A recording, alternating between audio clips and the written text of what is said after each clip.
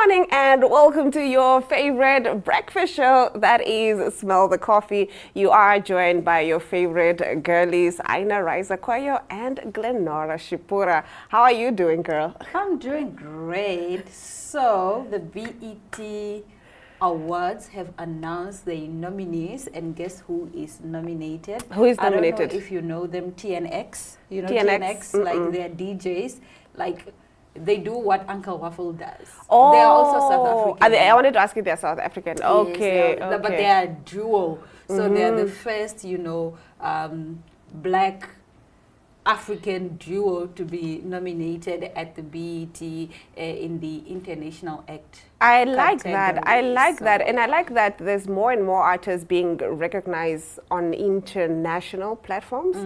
I mean, Tyler is also, doing the things that must be done. But we're seeing more and more the world, in terms of consumerism, becoming more Connected. more connected. It's not just like we are Americans, we just listen to music from here, or we have, Europeans or Africans, etc.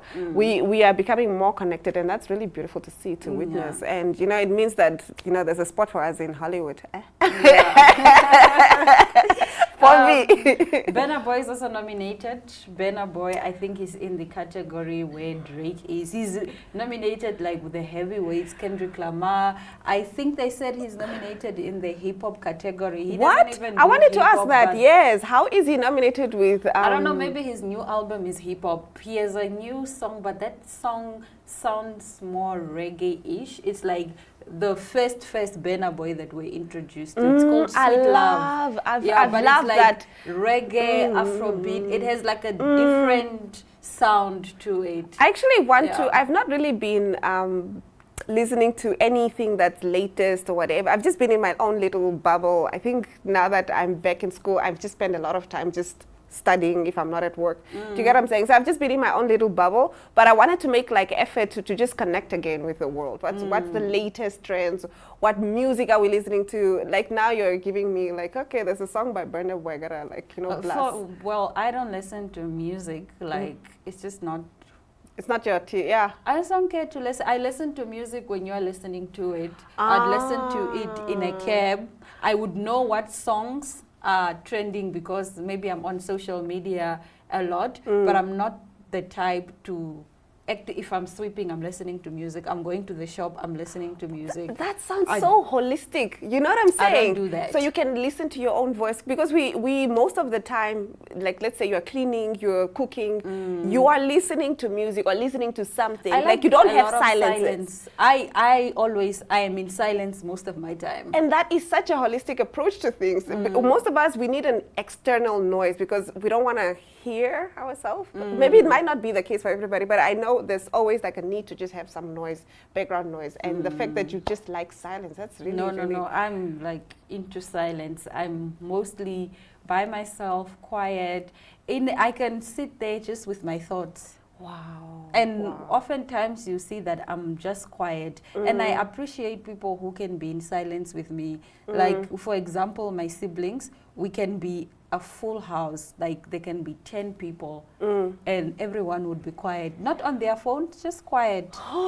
Well, And wow. it is, and sometimes you'll find us talking and engaging and laughing. And then there are times where you'll just find Everybody everyone's goes just quiet. Yeah. Yes, and I used to struggle with that because I come from a family that doesn't understand my withdrawalness. They took it very personal, and I'm just like I'm not even angry, or I just need to be alone. Like I just need to be in my own space. We can talk, but it's gonna be very minimally. So when I'm keeping to myself because I don't want to engage. Then, she's mean. She's she's better. She's moody. She's what, and it's not that. I don't even have any beef with you. I just want to be by myself for a few hours. And the fact that you come from a household where that's just really appreciated. It's that's just that's normal. really beautiful. Just be quiet. Be quiet. Don't engage unless you really, really have to. But nonetheless, we will be right back with our top stories. Stick around.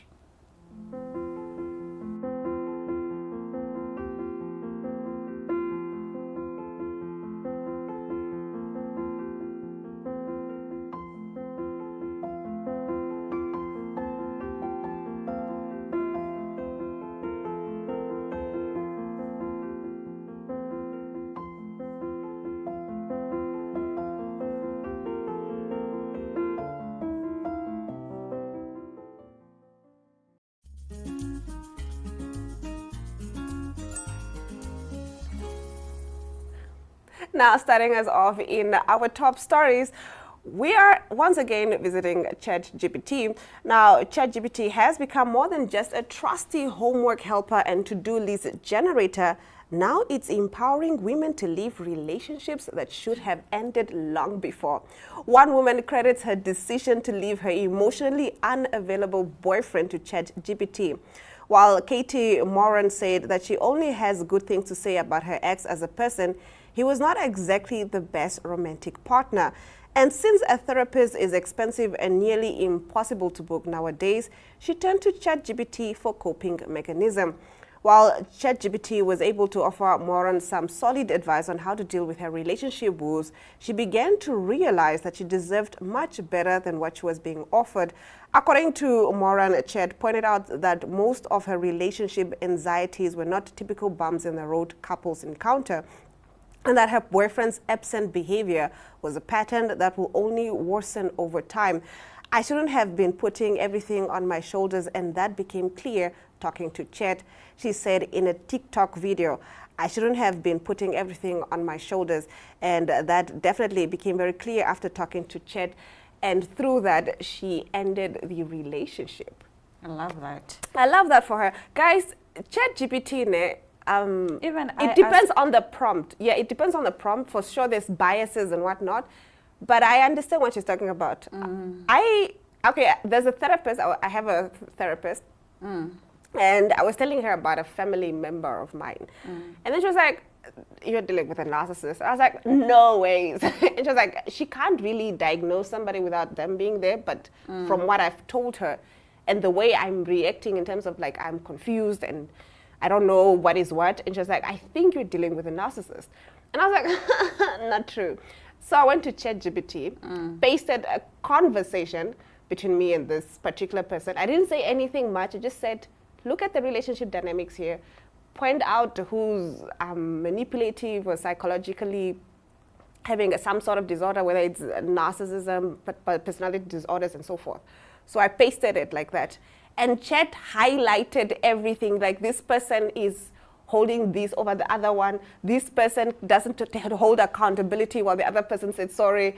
This person deflects. I was just like, this person is dismissive. It's dismissive of your of feelings. And I was like, wow. And that's when it clicked to me, like, oh, okay, I'm dealing with a narcissist. And you can't recognize those patterns if you grew up with that dynamic in your family. So it's sometimes like that. I mean, I go to Chat for everything. I even ask for love advice from Chat. Like, this guy is texting me, Chomi, what should I respond? Chomi, that guy is not, and then Chat will say, Chomi, that guy is not serious. How dare he says that? You are a queen, you are a goddess. Oh! It's true. Use Chat for everything. It's true. It's true. My ChatGPT and I, we are like this, guys. Like we're like this. And sometimes you just need to get out of your head.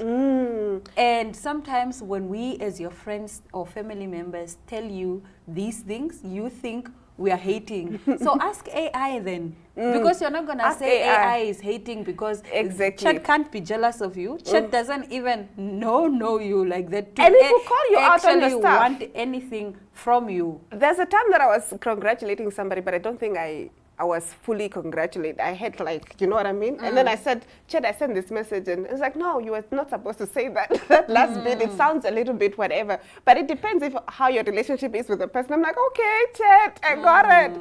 Yeah, so it's a good mirror. Yeah. Of course, you should not like become overly dependent on it. It should not replace traditional therapy, etc., etc. But it is a good mirror. But nonetheless, let's move on to other news. Even before his name was announced from the balcony of St. Peter's Basilica, the crowds below were chanting, Viva el Papa, long live the Pope. Robert Francis Prevost, 69, will be the 267th occupant of the throne of St. Peter's, and he will be known as Leo XIV. He is the first American to fill the role of Pope, although he is considered as much a cardinal from the Latin America because of the many years he spent as a missionary in Peru. He was born in Chicago, 1955, to parents of Spanish and Franco-Italian descent. Prevost served as an altar boy and was ordained in 1982. Now, although he moved to Peru 3 years later, he returned regularly to the U.S. to serve as a pastor and a prior in his home city. He has Peruvian nationality and is fondly remembered as a figure who worked with marginalized communities and helped to build bridges. He spent 10 years as a local parish pastor and as a teacher at the seminary in Trujillo in northwestern Peru. So that's Pope Leo XIV. Wow. He is the reigning Pope. You know what I love about this? I don't think before, maybe we were, but I don't think society in general was so interested in who the next Pope is going to be as this one was. No, like I didn't even think a lot of people cared for the Pope. And then I see all the videos. And then when the Pope Francis died, I see the reaction. People are like... Exactly. And then there's been this anticipation, who's the next Pope? Is the next Pope from Africa? Where is the next Pope going to come from? People are genuinely interested, and I did not, maybe it's because I don't come from a Catholic church. And there was even tea around this whole thing. There was even drama around this. Like, I think there was one Pope who had to come out and say, because there was a smear campaign around him, who was also, like, I was just like, what is happening here? And social media was, you know, my... Well, I'm not Catholic, so maybe that's why I didn't, like, take it. It's not a big deal for me, but I now see that this is actually a big deal, but and people are really interested. You should have seen the crowds, the chanting crowd. Everyone was so excited. People were crying. I'm like, why are you guys crying? Wow, wow. No, that's really beautiful to see. To be fair, I didn't even know what the process was like with the last Pope when he was elected into being the Pope. But this one, I just feel like there was so much hype around it. Like there was just people. Are you from Catholic? No, I'm not even. Yeah, but I was hearing everything from everyone. You know what I'm saying? They're like, yeah, who is gonna be? And I knew that there was like also I think favorites and whatnot. People were really very invested on who is gonna be. So So I'm looking forward to this. It's a new era. He's the first American Pope. This morning I saw a tweet. Donald Trump congratulated him. You know, Barack and Michelle also sent out a tweet. Like, it's really a huge deal. It's a big deal. Yeah, it's like really, really a huge deal. Yeah. And I love to see the reaction. I love to see the support. You know, I love to see that the whole world is coming together for this moment, and they're really basking in it, soaking it in, and, you know, just celebrating with Pope Leo XIV. Yeah, I totally agree. Now, on that note, you and I will talk forever. Let's take a look at our interview segment.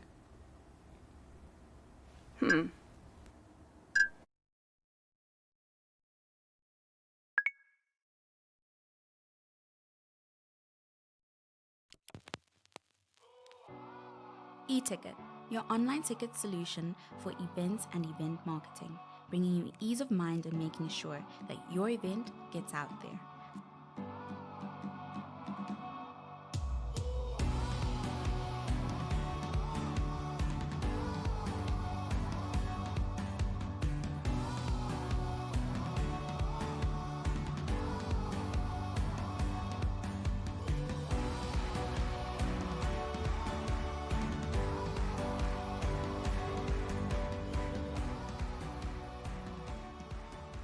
For more information, contact events@nhom.na.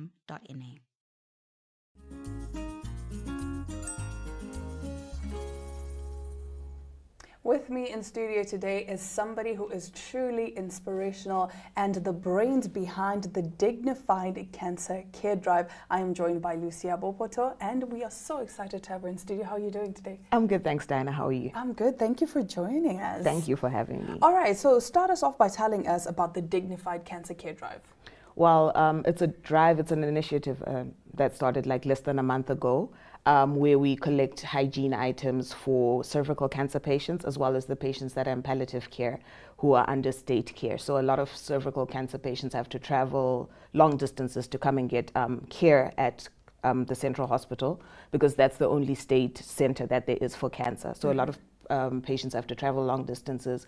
And when you have cervical cancer, there's also the issue of bleeding. So it gets uncomfortable to drive such long distances. So I just thought this could be something that can help make their journeys a bit more comfortable. Oh, that's beautiful. So what was the inspiration behind this? Last year, I went for an early Christmas event at Central Hospital where I was a keynote speaker.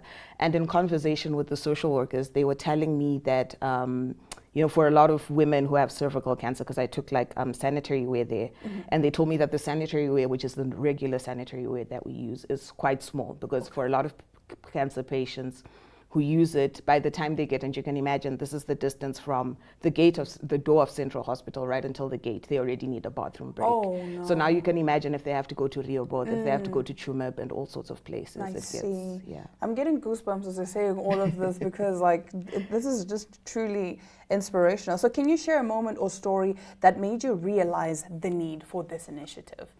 After my conversation with the social workers, because when I go, I also have I'm a cancer patient, cancer survivor now. I also have my checkups at Central Hospital. I met a lady who was from Rehoboth, and just in conversation, when we were talking, she was telling me how arduous her journey is, how she has to go, and this is just Rehoboth, 100 k's away, how she has to come to Windhoek for treatment, how she has to go back when she doesn't have enough supplies. So that's when I realized that, okay, maybe there is a more urgent need for this. Yeah. I see. So how has your personal journey or background influenced your involvement in this cause? Because you're very outspoken when it comes to cancer, and you are not shy. Yeah. You have the conversations that people don't want to have. So talk to us about that.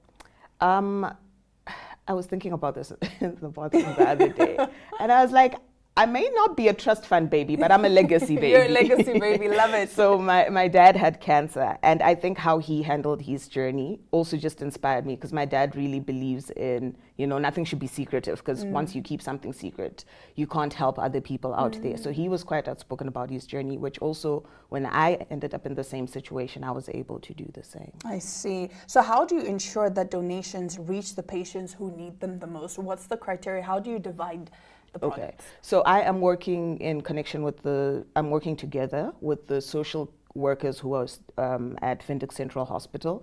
They deal with the cancer patients specifically. So the lady who I work with deals with the adults. She knows exactly who is coming in, how many women are coming in, who is in need of this. And for the palliative care as well, whenever there's a shortage in the wards, they contact the social workers. So the social worker is the last resort, the emergency fund. So they're able to then dish out as when necessary. I see. So how can people contribute to the Dignified Cancer Care Drive? Well, they can get in touch with me. There is a list of items that is there. On social media, Facebook, it's ORB Foundation, Instagram ORB Foundation, as well as TikTok ORB Foundation. There we have a list of everything that's needed. And people can just buy and then let me know when they have it with them, and then I can either collect or they can drop off. But they can get in touch with me. Beautiful. That is absolutely beautiful. So have you faced any challenges in getting donations, and how do you overcome them?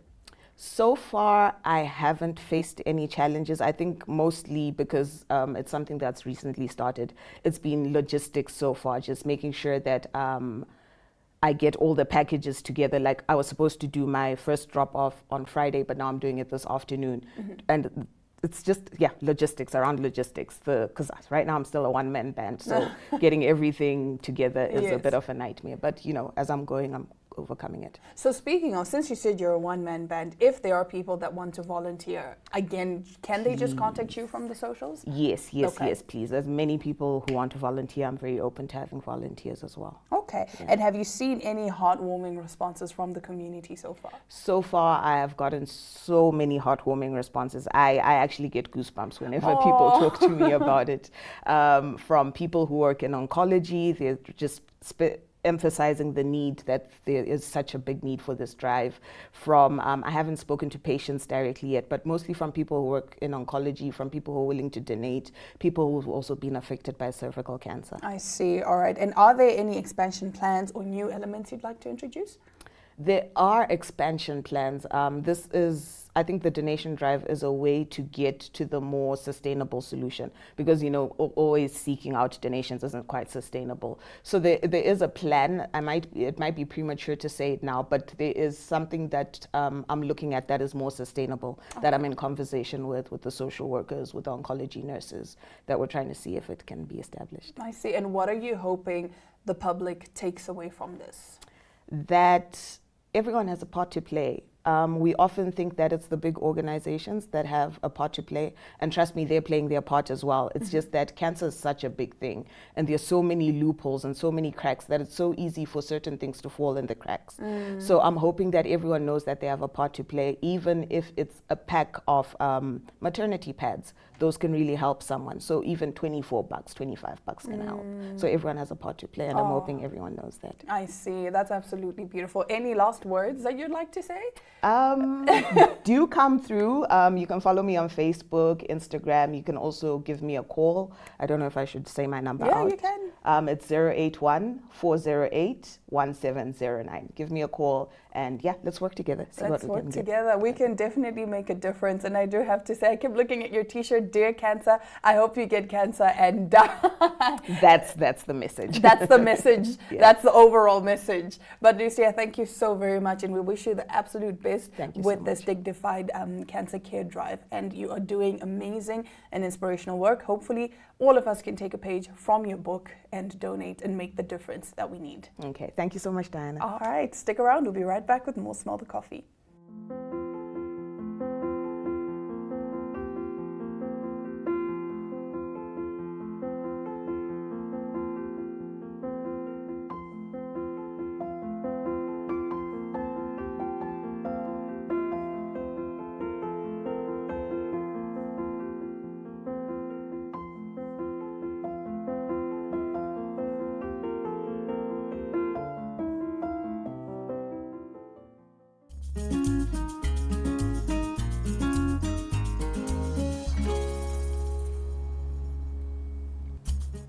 No, I think I was trying to throw this idea by you, and then you just got busy. It's something that I saw on TikTok, maybe Instagram. I'm not actually on TikTok, Instagram. But somebody said, when I say I'm looking for love, that's not an admission that I don't love myself.